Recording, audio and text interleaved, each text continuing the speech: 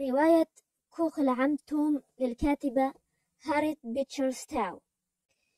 الفصل الأول. العم توم في المزاد. في إحدى أمسيات يوم من أيام شهر شباط الباردة، كان في غرفة غنية بالأثاث الفاخر في مدينة من ولاية كنتاكي رجلان يحتسيان الخمر وحدهما، وكانا يعالجان موضوعا مثيرا استأثر باهتمامهما وامتلك كل انتباههما.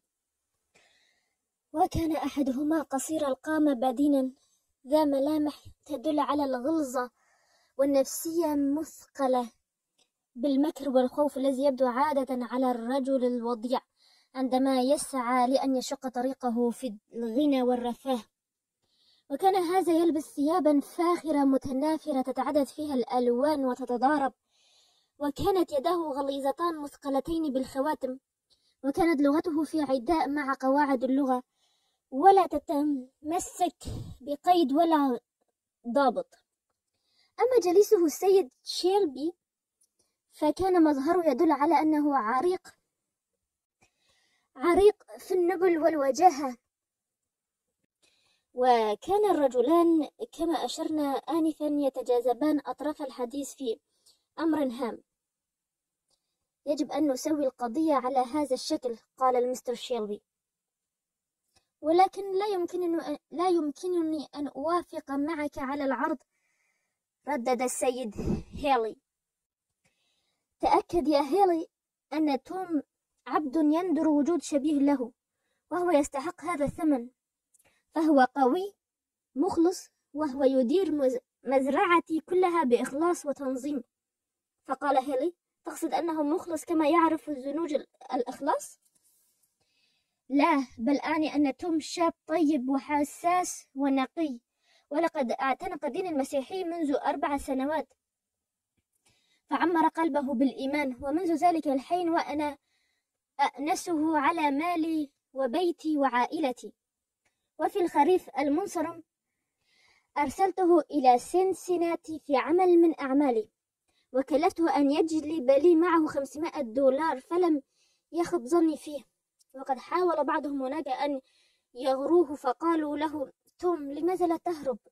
فأجاب: لقد وضع سيدي ثقته فيه، وقد وعدته بأن أعود، وليس من طبيعتي أن أخون الأمانة أو أغدر بمن وثق بي. وعلى أي حال فأنا آسف لاضطراري إلى التخلي عن توم، وأعتقد أنك لن تخيب رجائي في أن تعتبر هذه الصفقة سدادا مني لدينك كله. ولكن هيلي اعتذر بلطف جم عن تلبية رغبة سيد شيلبي، وقال: أفلا يكون عندك صبي تستطيع أن تستغني عنه، أو صبية تستطيع أن تقدمها لي مع توم؟ لا، أقول لك الحق، وأعلم أنها ضرورة القاهرة هي التي تحملني على بيع توم، لا شيء سواها، فأنا لا أحب أن أفارق أي من هؤلاء الأشخاص الذين أمتلكهم. بينما كان الجليسان يتناقشان في هذا الموضوع الخطير، فتح الباب ودخل الغرفة صبي في منتصف العقد الثاني، خلاسي اللون والسحنة، له شعر أسود فاحم يتدلى على جبهته الجميلة، وكانت عيناه جميلتان سوداوان تلمعان من تحت أهدابه المنبسطة، مما أكسبه جمالا نادرا. وكان ثوبه الأحمر الزاهي ورداؤه المخطط الأصفر يزيدانه جمالا وروعة واستئثارا. دهش السيد شيلبي بالصبي، وأمر يده على شعره الجعد في رقة بالغة، ثم قال: دع السيد يرى كيف يكون الرقص والغناء. فأخذ الصبي ينشد أغنية من تلك الأغاني القديمة الشائعة بين الزنوج، محركا يديه ورجليه وفق اللحن.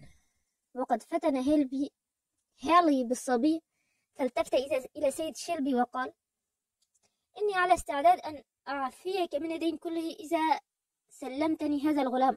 وفي تلك اللحظة بالذات فتح الباب برفق، ودخلت إلى الغرفة شابة نصف خلاسية كما تدل على ذلك هيئتها، لا يزيد عمرها على 25 سنة، وكانت تلك المرأة أم الغلام لأن لها عينيه الكحليتين وأهدابه الطويلة وشعره الفاحم المجعد، بالإضافة إلى ما كانت عليه من آيات الجمال النسوي. وقد استأثرت المرأة بانتباه التاجر الرقيق الصلب الطباع العديم العاطفة.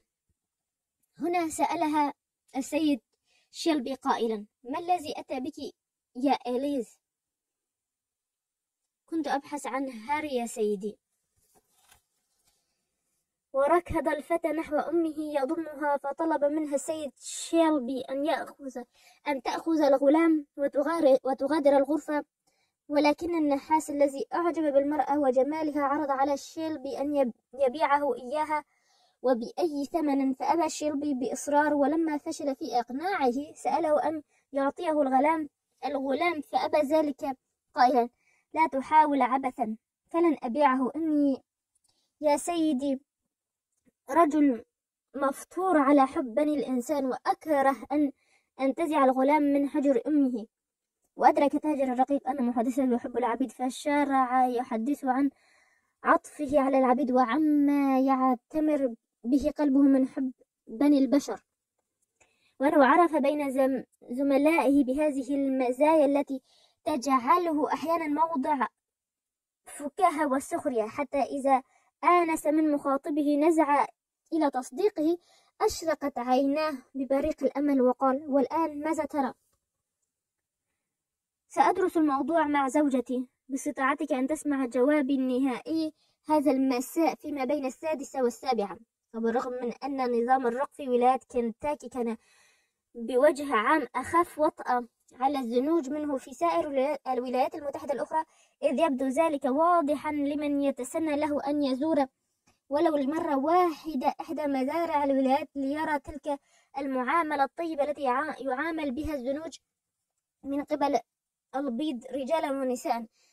بالرغم من ذلك كله، فإن شبح القانون كان يخيم على هذا البلد، فما دام القانون يعتبر جميع أولئك الكائنات البشرية بقلوبها النابضة وأحاسيسها الحية ملكا لسيد الأبيض يتصرف بها كما يتصرف بما يملك من أشياء. وما دام موت مالك الرؤوف وافتقاره أو طيشه كثير ما يبدل على زنوج من التسامح والحماية الحماية الرقيقة إلى حال من الكفاح المتواصل والشقاء المحتم، فإن أنظمة الرق مهما امتازت باللطف والرحمة فهي لا تبرر وجود الرق أو تعلل بقائهم.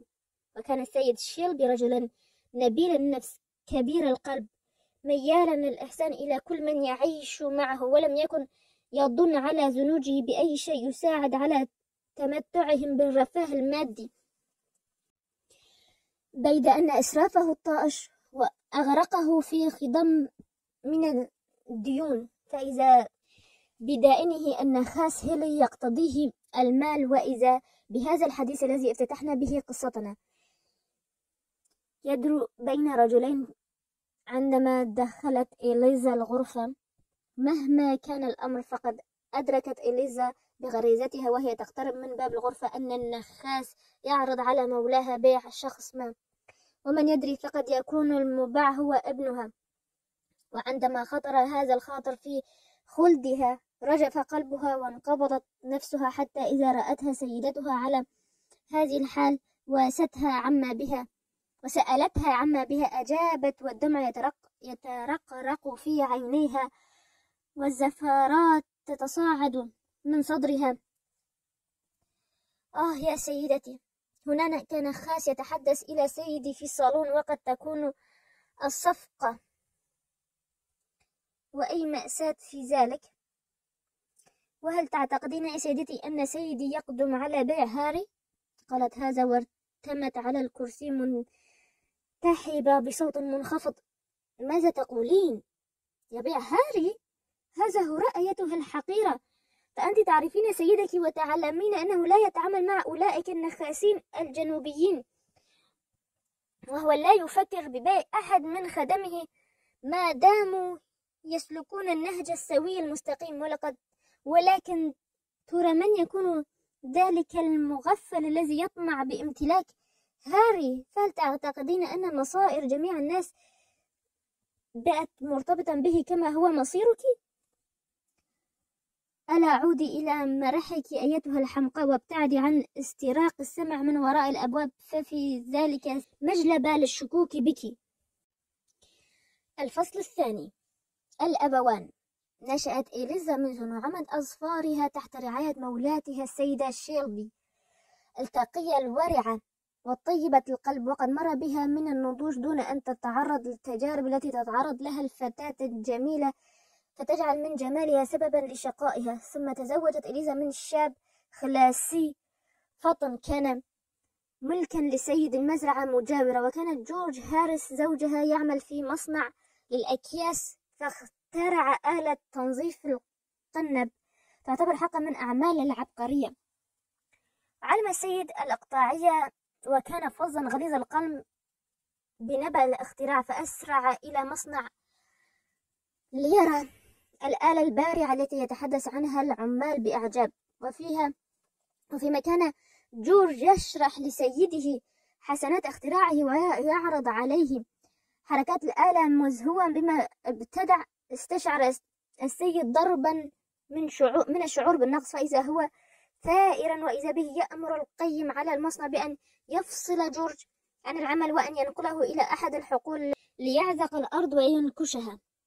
وأول لقاء مثمر جرى بينهما بعد غياب طويل كان ذات يوم بينما كانت إليزا واقفة في شرفة المنزل الذي تعمل فيه، ففاجأها جورج بربطة رقيقة على كتفها إذ كانت غافلة، فصرخت والفرح يغمر نفسها. جورج، هذا أنت؟ لقد أفزعتني. حسنا، كم أنا سعيدة بلقائك. تراني وحدي، فقد خرجت سيدتي لزيارة بعض معارفها وليس في المنزل أحد يمكنه أن يعكر صفونا، فتعالى معي إلى غرفتي الصغيرة لنقضي فترة الأصيل معا. قالت ذلك وانسحبت هي وزوجها إلى غرفتها المؤدية إلى الشرفة، ثم استطردت قائلة: ما أشد سعادتي، ولكن ما بالك فإنك لا تبتسم ولا تنظر إلى هاري الصغير كيف ينمو ويترعرع. طبعت على جبين طفلها قبلة تنحدر بلطف وحنان وكأنها تظهر بهذا حبها لزوجها. فقال جورج: ليته لم يولد قط، وليتني لم أولد أنا أيضا مثله. وهنا ارتاعت إليزا فجلست تهيئ للموقف وأسندت رأسها إلى كتف زوجها وانفجرت تبكي. فقال جورج بحزن: يبدو أنني أسبب لك متاعب كثيرة، وكم كنت أتمنى ألا تريني ولا أراك، فلعل في ذلك سعادة لك وراحة بال. جورج، كيف تقوى على ذكر هذا؟ أي كارثة حدثت أو توشك أن تحدث لنا. لم أكن لأشك بأننا كنا سعيدين جدا، فما بالك معكر الخاطر اليوم؟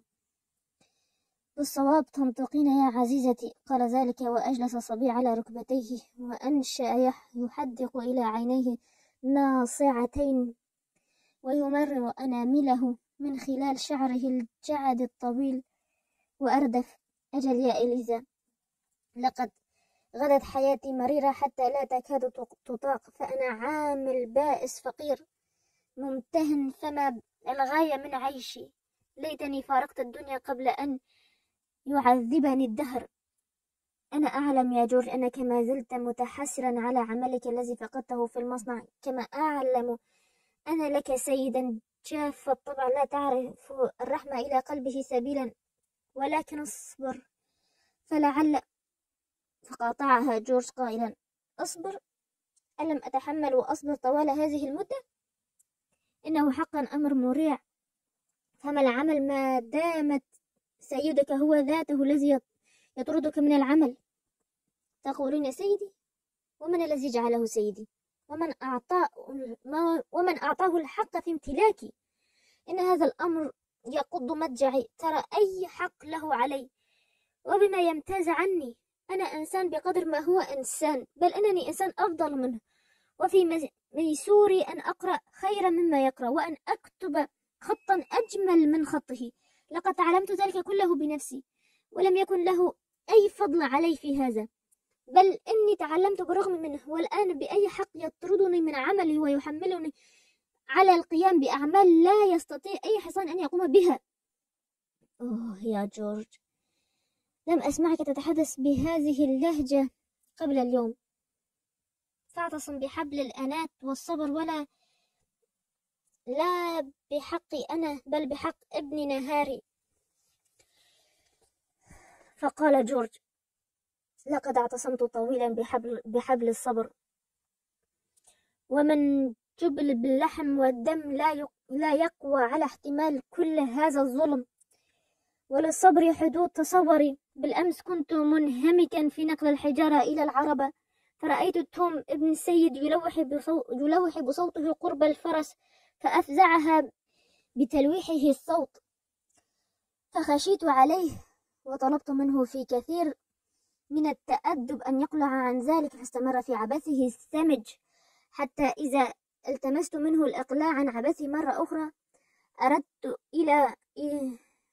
ارتد إلي وأخذ يلهب جسدي بصوته، فأمسكت بيده فصرخ ورفسني وانطلق إلى أبيه، وزعم أنني ضربته ضربا مبرحا. فما كان من الأب إلا أن أقبل نحوي والشرر يتطاير من عينيه، فشدني إلى جذع الشجرة وقطع لسيد الصغير عددا من القضبان، وأمره أن يضربني بها حتى ينهكه التعب. ففعل الصبي بما أمره به أبوه. وارتعدت إليزا ولم تلبس بكلمة، ثم إنها ملكت عواطفها وتساءلت: والآن ماذا تنوي أن تفعل يا جورج؟ حذاري أن تقدم على عمل طائش، وأعلم إذا أسلمت أمرك إلى الله وحاولت أن تعمل صالحا أنقذك من هذا البلاء. فقال: أنا لست مسيحيا مثلك يا إليزا، لا يتأكله نمل قاتل، فلا أستطيع أن أسلم أموري إلى الله، ولست أعلم على أي حال لماذا يسمح الله بأن يجري الأمور على هذه الشاكلة، ولكن يحسن بك أن تعتصم بالإيمان يا جورج. فالسيدة تقول: على الإنسان مهما قاس من الظلم وذاق من المتاعب أن يبقى إيمانه بالله شديدا، فالله يكون معنا دائما ويساعدنا. هذا كلام يمكن أن يؤمن به أولئك الغارقون في أسرتهم، والمختالون في متون خيولهم، والمتثائبون في عرباتهم، ولكن دعيهم يعيشوا اللحظة كما أعيش، وأنا كفيل لك بأنهم يفقدوا أعصابهم بأكثر مما فقدت أعصابي، وأنهم يكفرون أكثر مما كفرت. إني أتمنى لو أجد إلى الطمأنينة سبيلا، ولكن قلبي يشتعل بالحقد وليس في مقدوري تهدئته. وأنت فإنك لا تستطيعين أن تتحمل أكثر مما تحملت، سيما إذا ما علمت ببقية الحادث. وهل من بقية بعد لهذه القصة؟ لم يخجل سيدي من أن يصرخ بأنه قد ندم على تزويجي من امرأة تحيا في إقطاعية لا تخصه، وهدد بأنه لن يسمح لي بعد اليوم أن أزورك، وأنه من الأفضل لي أن أتزوج من امرأة تعيش على أرضه وتكون ملكه. وقد ابتعد في تهديده هذا أنه أمرني أمس أن أتزوج مينا، وإلا باعني لأحد الأسياد في الجنوب، ولكنك زوجي وحدي، وقد تزوجنا كما لو كنا بيض البشرة. فأجابها جورج: ولكن ألا تعلمين يا حبيبتي أنه لا يجوز للعبد أن يتزوج، فليس في قانون البلاد ما ينص على هذا الزواج، فلهذا ليس في استطاعتي أن أتمسك بك زوجة لي إذا ما شاء سيدي أن يفرق بيننا. ولهذا قلت لك آنفا أني أتمنى لو أنني ما رأيتك، ولو أنني ما ولدت، كما تمنيت لهذا الطفل ألا يولد، لكان ذلك أفضل لنا جميعا، فقد يقع له هذا المصاب في مستقبل غير بعيد. لا تقل هذا، فمولاي أرأف من سواه بكثير. صحيح، ولكن من يعلم فقد يموت، وعند ذلك يباع ابننا لسيد لا نعرفه ولا نعرف من أمره شيئا من غير أن يدفع عنه ضرر جماله وذكاؤه. وأنت تدرين أن جمالك سوف يجر عليك الوبال، فتدفعين ثمن هذه المفاتن، فبمثلك يطمع تجار الرقيق، وبهذا تخسرين ابنك للأبد.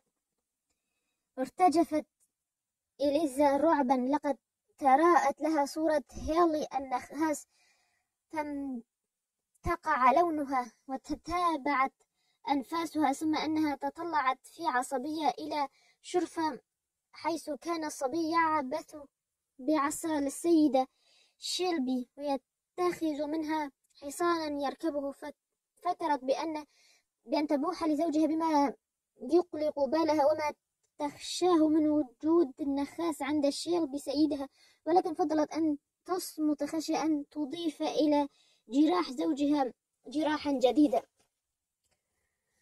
وأردف الزوج في حسرة بالغة: إن كل ما أوصيك به يا إليزا هو أن تصبري على هذا المصاب، واسمحي لي الآن أن أودعك فأني ذاهب.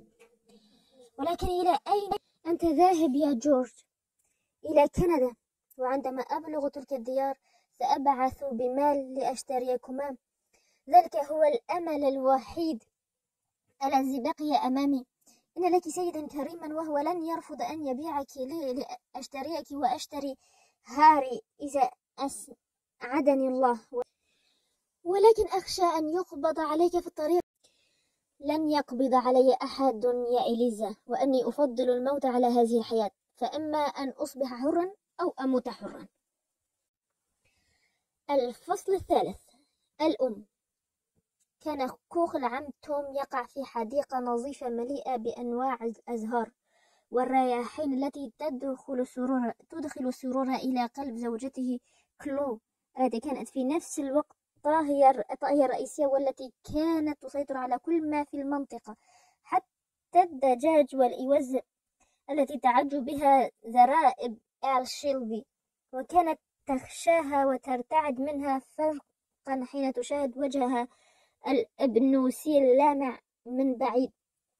أما العم توم نفسه فكان رجلا ضخما الجسم عريض المنكبين، تدل على ملامحه الأفريقية على الإباء وعزة النفس ورجاحة العقل، فكان إلى جانب ما هو عليه من الوداعة والبساطة محترما ومحبوبا، وكان متدينا حقيقيا.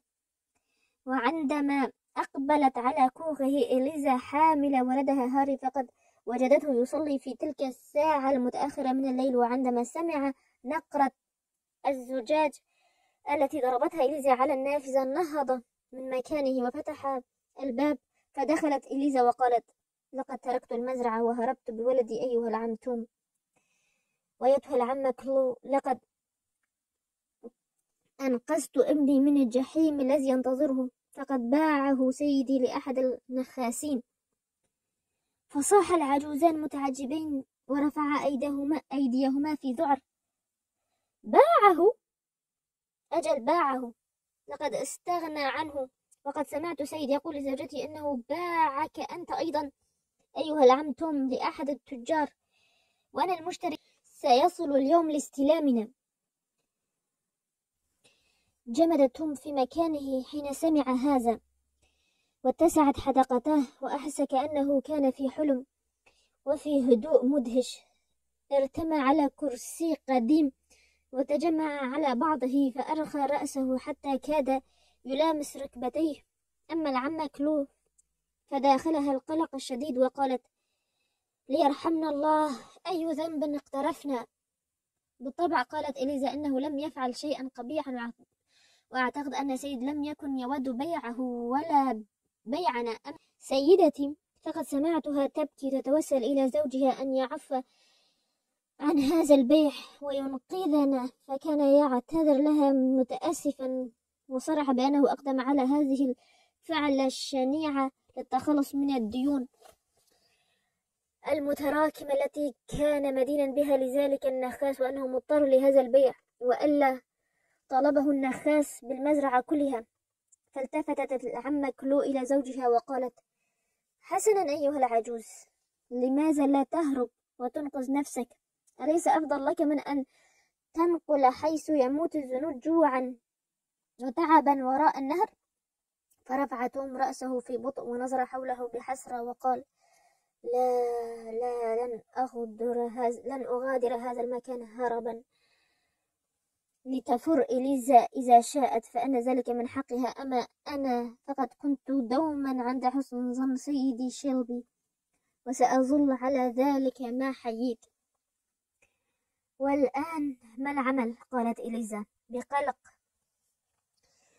وهي تلتصق بباب الغرفة. لا أدري أين يكون زوجي، فلم أره إلا ظهر اليوم، وما كنت أعلم ساعة إذن ما أخبركم به، فأرجوكما إذا بقيتما هنا أن تخبراه عن هربي، وقولا له بأني سأحاول اللحاق به إلى كندا، ولا تنسيا أن تقرئاه سلامي وتنقلا إليه حبي، كما أرجو أن توصياه ما دام بعيدا عني، وحتى نلتقي أن يكون مخلصا لي، وأن يسعى للاجتماع بي إن لم يكن على الأرض ففي السماء. واختنق صوتها وانسلت تحت جنح الظلام. ليس في وجود مخلوق بشري يمكنه أن يكون أكثر بؤسا من إليزا حين غادرت كوخ عم توم في ذلك المساء، فقد تخيلت الآلام التي سيعانيها زوجها والمستقبل الأسود الذي يهددها وابنها، وقد شق عليها فوق كل هذا أن تغادر المنزل الذي ضم حياتها الماضية متمتعة بحنو ومحبة سيدتها التي تحبها وتحترمها، والصعب عليها أن تنقطع صلتها نهائيا بالمكان الذي نشأت فيه والأشجار التي عاصرتها ولبثت تحت ظلالها والغياط التي نعمت التنزه فيها وبرفقة زوجها في الأمسيات السعيدة من عمرها، ولكن جزعها على ابنها كان أقوى من هذه العواطف كلها. والواقع أن ابنها كان من تمكنه من السير إلى جانبها، ولكن فكرة إنزاله عن صدرها كانت تجلب لها رعش وجيف، وتسترخي أوصالها ويلتهب قلبها، فتضرب عن هذه الفكرة فتشده إلى صدرها الخفاق وتعد السير دون أن تلوي على شيء. وقبل الغروب وصلت إليزا إلى نهر أوهايو الفاصل بينها وبين بلاد الحرية، وكان الربيع في بدئه، وأمواج مياه النهر المتلاطمة تحس دويا ساحرا، وفي بعض جوانب النهر كانت قطع ضخمة من الجليد تتأرجح حائرة طائشة. فتشت إليزا عن قارب أو مركب يقلها إلى الضفة الثانية من النهر حيث تنجو من الملاحقة، فلم تجد ما يساعدها على ذلك، فاضطرت إلى أن تأوي إلى نزل صغير اتخذه صاحبه فندقا دون أن يكون له صفات الفندق، فنامت مع ابنها التعب ليلتها تلك، وكانت الهواجس تشغل بالها وتقض مضجعها، ولكن كل ذلك لم ينقذها من شر النخاس الذي جن جنونه عندما علم بفرارها، فلحق بها مع جماعة له، وعبثا حاولت السيدة شيلبي أن تعيق سيره، فقد وصل في تحرياته الحثيثة لمعرفة مكان إليزا في تلك الليلة ذاتها، وقد أحست إليزا بالخطر المحدق بها، فغادرت النزل وحملت طفلها وانطلقت نحو النهر الهادر، فبلغته دون تأخر. قررت أن تقطعه مخاطرة، وخاصة إذ رأت النخاس وجماعته يلحقون بها ويقتفون أثرها، وبسرعة بالغة نادرة لا يمنحها الله إلا للبائسين المساكين. قفزت إليزا من الشاطئ المخيف الذي تقف عليه إلى النهر، فأدركت قطعة من الجليد كانت عائمة على النهر، فوقفت عليها وهي تشد ابنها إلى صدرها، ثم انفصلت قطع عن الجليد فانكسرت القطعة التي كانت تقف عليها، فأسرعت إليزا دون أن تفقد توازنها لحظة واحدة، فوثبت إلى قطعة أخرى قريبة، ومنها انتقلت إلى ثالثة، وأثناء ذلك فقدت عروة حذائها وتمزق جوربها وجرحت قدمها، وعمل فيها الصقيع عمله، ولكنها لم تر شيئا ولم تشعر بشيء، إلى أن رأت عيناها على شكل ضبابي مبهم وكأنها في حلم شاطئ أوهايو، إذ كان رجل يساعدها إلى النزول إلى اليابسة.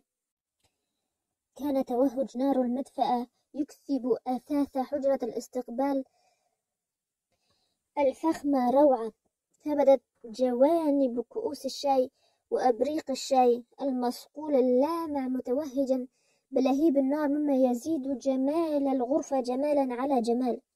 وفي وسط هذا الثراء الفاخر شرع السيناتور بيرد عضو مجلس الشيوخ يخلع حذاءه لينتعل الخفين الجديدين اللذين صنعتهما له زوجاته من الصوف الفاخر أثناء غيابه عن المنزل لحضور انعقاد الدورة البرلمانية. وبينما كان يرتدي نعليه الجديدين التفت إلى زوجته وقال بصوت متهدج: الحق يا ماري، إن مهمة التشريع هذه مهنة مضنية. حسنا، ولكن ما الذي فعلتموه في هذه الدورة؟ وإذ لم يكن من عادة السيدة بيرد أن تشغل رأسها بما يجري في مجلس الشيوخ الولايات، معتبرة أن ما عندها من المهام يكفيها ويغنيها عن مثل تلك المشاكل، فقد فتح السيد بيرد عينيه في استغراب وقال: لا شيء يستحق الذكر والاهتمام الشديد.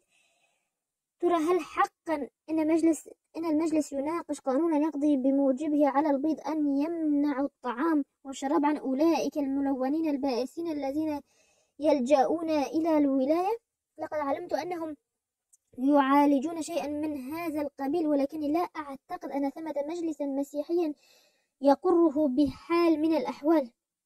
يبدو لي أنك انقلبت فجأة إلى سياسة متحمسة.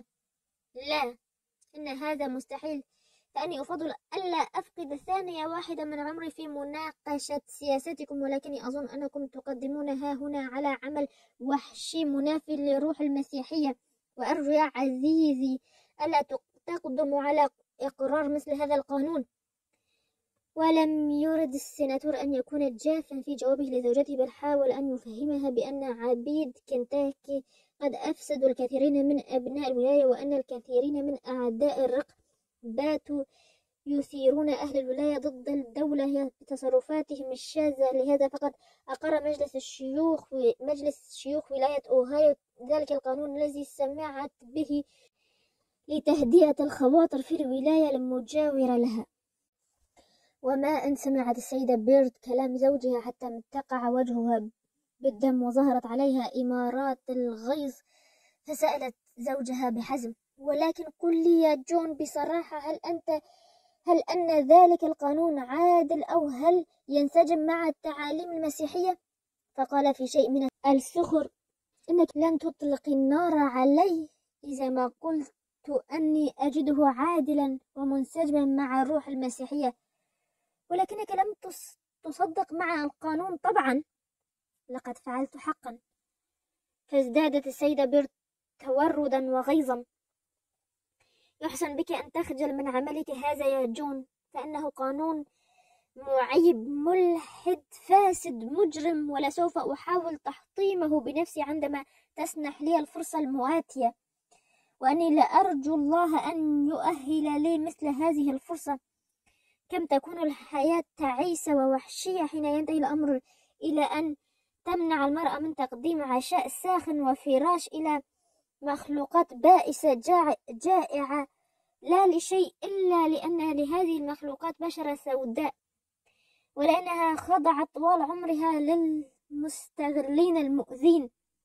وحاول السيد بيرد أن يهدئ من ثورة زوجته، ولكنها أبت الإصاغة إلى كلامه، وصرخت في وجهه بقوة: هذا هراء، وكل ما تدعيه لا يطاق، وأنك تستطيع أن تتكلم منذ الآن وحتى ينبلج الفجر، ولكن لن تستطيع لإقناعي بصحة رأيك.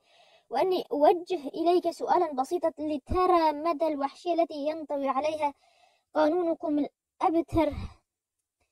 حسيا. ترى لو طرقت بابنا الآن مخلوقة بائسة جائعة وطلبت منك طعاما، فهل تراك تنتهرها وتردها خائبة ذليلة النفس مكلومة الفؤاد لمجرد أنها عبدة وأنها هربت من ظلم جلاديها المجرمين؟ كما أود حقا أن أرى ما يمكنك أن تفعله في مثل هذه الحال يا جون. هل تطرد هذه المرأة تحت العاصفة الثلجية أم تلقي عليها القبض وتسوقها إلى السجن؟ ولا أخالك آنذاك خليقا بأن تفخر بتلك المآثر التي تقدم عليها. وفي هذه اللحظة الحرجة بالذات مد كروجو الزنجيل عجوز رأسه من وراء الباب وطلب من سيدتي أن تحضر إلى المطبخ، فتنفس عضو مجلس الشيوخ الصعداء واسترخى في كرسيه ذو الذراعين وشرع يتصفح جرائد اليوم. وسمع صوت السيدة مدويا في أرجاء المنزل قائلة: أسرع يا جون وتعالى إلى هنا حالا لترى. ورمى السيناتور صحفه وأسرع إلى المطبخ حيث زوجته تناديه، فإذا به يرى في مطبخه امرأة هزيلة شابة ترتدي أسمالا ممزقة، وكانت ترتعد وترتجف من البرد، وكانت تلبس في إحدى قدميها حذاء، وبينما كان الدم يسيل من القدم الأخرى ذي الجورب الممزق. وكانت سحنة هذه المرأة تدل دلالة واضحة على أنها تنحدر من العرق المحتقر، ولكن جمالها الحزين ورجفتها من التعب والجوع أوقعها الخوف والهلع في قلب المتشرع الشيخ، فأخذ يتأمل تلك المرأة دون أن ينبس ببنت شفا، في حين انصرفت زوجته وخادمتها السوداء العجوز العمادين إلى إنعاش المرأة الفاقدة الوعي، وفي حين وضع كونجو الصبي على ركبتيه وانهمك في خلع حذائه وجوربه، وفي ذلك قدميه الصغيرتين الباردتين. وصرخت السيدة بيرد في حنان: لا تخافي أيتها البائسة المسكينة، عندما رأتها تفتح عينيها الواسعتين السوداوتين وتجيلهما فيما حولها محاولة النهوض وعلى وجهها إمارات الموت. ثم فتحت هذه المخلوقة فاها وقالت: أوه هاري، ابني هاري، ترى هل قبضوا عليه؟ وهنا وثب الصبي من حجر كوجو وعاد إلى أمه، فثقفته بذراعيها متنهدة وقالت بحنو: إنه هنا، إنه هنا. ثم التفتت إلى السيدة بيرد وقالت في انكسار: أتوسل إليك يا سيدتي، أرجوك الله أن يوفقك لقبولنا عندك وتمنحنا حمايتك ورعايتك، بربك لا تسمحي لهم بأن يأخذوا ابني مني. فأجابتها السيدة بيرد بلهجة متحمسة دافئة: لن يقوى أحد أن يصيبك بأذى وأنت عندنا، فلا تخافي أيتها المرأة البائسة، فأنت في حرز أمين منذ اليوم. وأدخلت السيدة بيرد المتشردة المسكينة إلى فراش دافئ وثير، فنامت عليه ملء جفونها وهي تحتضن ولدها بذراعيها، فقد أبت بشدة ما أرادت السيدة أن تفعله بأن تأخذ الطفل إلى سرير آخر ليرتاح أكثر. وعاد سيد بيرد وزوجته إلى الحجرة التي كانا فيها من قبل من غير أن يتعرضا بكلمة إلى حديثهما السابق. وتشغلت السيدة بيرد بحياكة الصوف في حين تظاهر السيد بيرد بقراءة الصحيفة.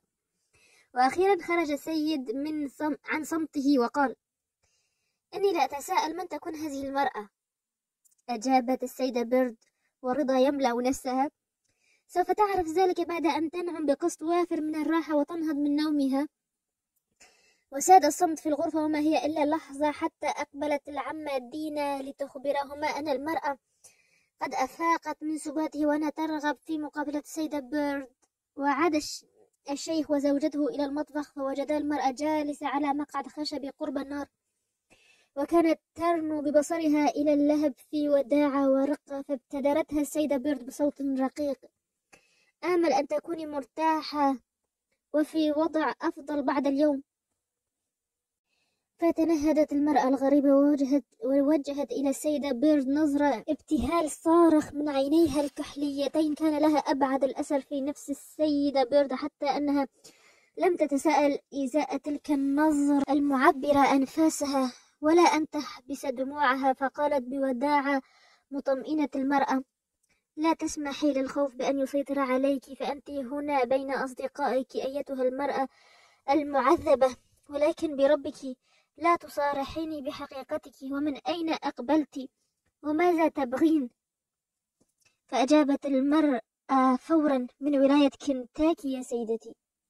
وهنا استلم السيناتور الحديث فأخذ يسألها: متى؟ هذه الليلة؟ وبأي وسيلة؟ لقد عبرت النهر فوق الجليد. فبهت الجميع وصرخوا بصوت واحد: فوق الجليد؟ فقالت المرأة في أنات ولطف: أجل، لقد فعلت ذلك وقد ساعدني الله. لقد اجتزت الجليد لأنهم كانوا يلاحقونني ولم يكن ثمة سبيل آخر. وسألها السيد بيرد: وهل أنت أما رقيقة؟ نعم يا سيدي. وكان مالك رجل من كنتاكي، وهل تراه أساء معاملتك؟ كلا يا سيدي، فهو سيد كريم الطباع. وهل أساءت إليك سيدتك يا ترى؟ لا أبدا، فقد كانت تلاطفني دائما وتحسن إلي في معاملتها. إذا ما الذي دعاك لمغادرة ذلك المنزل الكريم ومجابهة تلك المخاطر القاتلة كلها؟ وهنا زفرت المرأة زفرة عميقة وتطلعت إلى السيدة بيرد بعين باكية وقالت: أيتها السيدة المحسنة، هل خانك الدهر وفقدت ذات يوم ولدا من أولادك؟ لم يكن أصحاب المنزل يتوقعون مثل هذا السؤال، فقد سقط على قلوبهم سقوط ألم وأثار فيهم ألما ينطق بعد، وأهاج جرحا لم يكلم، ذلك أنهم فقدوا منذ شهر واحد ولدا عزيزا وواروه التراب. فكانت الصدمة عليها قاسية، فاستدار سيد بيرد واتجه نحو النافذة لتحاشي رد. أما سيدة بيرد فقد انفجرت آلامها في بكاء مرير، حتى إذا عاد هدوءها قالت: ترى لماذا توجهين إلي مثل هذا السؤال؟ أجل، فقد فقدت ولدا كان عزيزا على قلبي. لا ريب إذن في أنك ستعطفين عليه. فقد فقدت ولدين، فمات واحد إثر الآخر، وقد دفنتهما في الولاية التي هربت منها، ولم يبقى لي في الوجود سوى هذا الولد، فهو كل ما أملك وعزائي وأملي في الدنيا. وقد أرادوا انتزاعه مني ليبيعوه للنخاسين. تصوري هذه الوحشية، الطفل يباع، الطفل لم يفارق أمه طول حياته. لم أحتمل ذلك أيتها السيدة، فحملته ووليت منهم فرارا، فتعقبني النخاس مع نفر من جماعة مولاي القديم، وكانوا يقبضون علي لو لم أقفز إلى النهر وأركب الجليد. فعبرت النهر ودمي على كفي، ولا أدري كيف وصلت إلى هنا. وجاشت السيدة بيرد بالبكاء وصرخت دينا والدمع يغمر وجهها الأسود: اللهم ارحمنا. في حين فركت كوجو العجوز عينيه فركا عنيفا، وبدت على وجهه إمارات التأثر. أما السيناتور بيرد فكان رجل دولة، فليس منتظرا منه طبعا أن يتأثر بالتأوه والبكاء شأن بقية الناس. من أجل ذلك تشاغل بالتطلع إلى بعيد من خلال النافذة وبصقل حنجرته وتنظيف نظارته، ثم صاح فجأة: ولكنك زعمت منذ قليل أن سيدك رجل طيب القلب كريم النفس.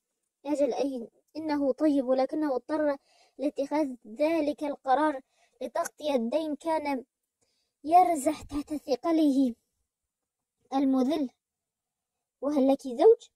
نعم، ولكن رقبته ملك لسيد آخر، وهو يلاقي مثل ما لاقيت، وسيده يسومه أنواع العذاب ويهدده بأن يبيعه إلى النخاسي الجنوب، وأغلب الظن أني لن أراه بعد اليوم. فسألتها السيدة بيرد: وإلى أين تفكرين أن تذهبي أيتها المرأة البائسة؟ هل تكون كندا بعيدة من هنا يا سيدتي؟ فلا أعلم أين تقع كندا هذه التي أقصدها؟ فأجابتها السيدة بيرد بوداعة ظاهرة: إن كندا قريبة جدا من هنا. وعندما رجع السيد بيرد وزوجته إلى غرفتهما قال السيناتور لزوجته والغضب يملأ لهجته: يجب أن تبتعد هذه المرأة من بيتنا حالا، فأنا لا أقبل بأن يلقى علي القبض لمجرد وجودها عندي، فلا تنسي أن بقائها عندي يسيء إلى مركزي ويلوث سمعتي. فردت السيدة بيرد والدموع تملأ عينيها: نقذف بها حالا؟ وكيف السبيل إلى ذلك وإلى أين؟ أنني أعرف إلى أين أقودها. قال السيناتور ذلك وشرع يلبث عليه: سوف أحملها إلى صديقي جون فان تروس، فهو يعطف على مثل هذه المخلوقات، وقد أعتق في يوم من الأيام عبيده جميعا، وهجر كنتاكي ليشتري بيتا يقع بعيدا عن الغدير في قلب الغابة، إنه كان منيعا لا سبيل إلى وصول الإشاعات الشعبية إليه أو إلى مراقبة الدولة، ولكن المشكلة هو أنه لا يستطيع أحد أن يقطع ذلك طريق الوعر سواي. كان السيناتور بيرد من الذين ناضلوا نضال الأبطال لإقرار ذلك القانون اللا إنساني في مجلس الشيوخ، فلم يكن يفهم من كلمة لاجئ أكثر من أنها تتألف من 4 حروف، أو أكثر من أنها صورة بشعة كما تنشرها الصحف: رجل يحمل عصاه وجرابه ويتيه على وجهه. أما ما تحمله هذه الكلمة من بؤس حقيقي، أما العين البشرية الصارخة والابتهال، أما اليد البشرية الواهنة المرتجفة، أما نداء الاحتضار اليائس الذي ينفذ إلى شغاف القلب، فشيء لم يعرفه سيد بيرد من قبل، ولم يكن يتخيل أن اللاجئ المتشرد قد يكون امرأة أو طفلا ضعيفا لا يقوى على الدفاع عن نفسه. وبما أن شيخنا العاطفي لم يكن من صخر أو من فولاذ، فقد رق قلبه لتلك الأمة وابنها، ورأى أنه من الأفضل أن ينقلهما تلك الليلة إلى بيت صديقه البعيد عن الأعين. وبعد أن ارتدى ثيابه قام ليعد العربة للسفر الشاق، وقبل أن يغادر الغرفة التفت إلى زوجته وقال لها في تردد ظاهر: لست أدري يا ميري أي شعور سيتولى عليك من جراء عملي هذا، وأرجو أن تهرعي إلى تلك الخزانة حيث ولدنا هنري الفقيد. قال هذا وأشاح بوجهه ثم مشى وأغلق وراءه الباب.